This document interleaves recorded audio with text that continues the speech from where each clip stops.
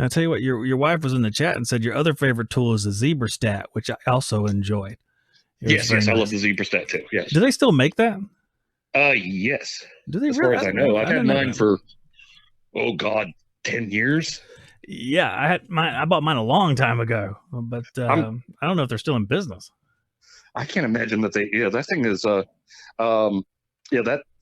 one was a. I'm a Floridian, so I hate it when it's cold. I'll work summer all the whole time. You get below freezing, and I don't want to be out in it. That can't be very often. No, it's not very often. But that tool, it was a trained 2-stage package unit that was driving me nuts because it kept blowing the fuse when it was going into second stage. Yeah. And I busted out the Zebra Stat because I bought it. And what I found is when it was going into second stage, because I thought it was in the, it was Y2. So I disconnected and I was still blowing it. So I'm digging around in this package unit in the dark and it's freaking cold. And I finally put the Zebra Stat on it, and when you hit Y2, it wouldn't trip.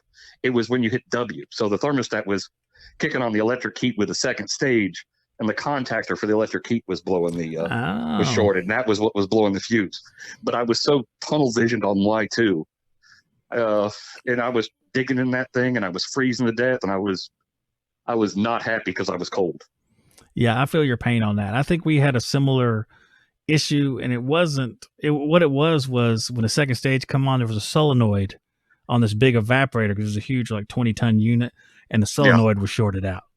So it took a while to figure everything out. But because you think about it, it's like contactors, we all go to the outdoor contactor whenever we're in a residential system because it shorts out a lot. But sometimes it can be, couple items more rare than that. Yeah. Man, I like that thing too. And your wife said they still make it. So and I think Trade Fox has something like that too, because it popped up when I was looking at tools earlier. And I think Trade Fox makes everything, or they take everybody's idea and make it, or something like that. Yeah. So I think they make one too. I don't know what it's called, but it's the same idea where I don't know if it has the built-in fuse and stuff like that, a resettable fuse, but I would assume it does, or why wouldn't it? Well, you see, you get when I first started it, that was a tool I got because low voltage shorts, they would drive you nuts. And it's always late at night that you get them. That it's like the worst call when you're on call and it's dark. Yeah, it's late at night or on the weekend, and they're stacking calls on you, and you're trying to figure out what's shorted. And when I first started, so that Zebra Stat came in clutch. So anything that can help diagnose thermostat wire or low voltage shorts, I think are great tools. Yeah, that's the worst. I think I don't know. I think it was me and Ralph talking back in the day, thinking about what was the most headache, and low voltage short was right up there at the top. Yeah. Because you never know. Because wires found wires that are rubbing against metal, and the unit vibrates and they're not rubbing against metal anymore.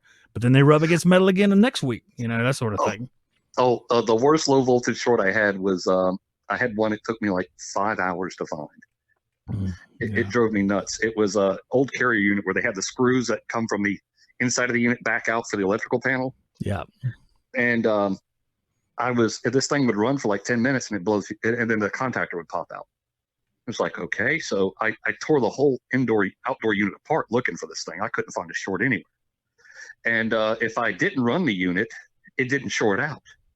So you pull the high voltage and you're waiting for 10 minutes and you're like, man, I can't get this thing to short. So I was digging in this thing and it got dark. And because the sun started to set, I was running it and I saw the spark. And what it was is those little white top hat crimp connectors. Yeah. This thing was sitting right on the end of that screw, and it would vibrate for about 5-10 minutes, and then it would touch the end of that screw and knock the contactor out. And it had to get dark for me to see that. And so that became, if I had a contactor pop out, and that's the first thing I looked at, because that one call, and I was on call, it was brutal. I had to call somebody else in because I was like, I got to find this short. I just can't let this guy leave this guy and just be like, I'm sorry, you're out of luck. Yeah, it's the worst because there's no good explanation. Said, well, you got a short in there. It's popping the fuse. Said, well, can't you find it? You don't want to be like, no, I'm not good enough to find your short.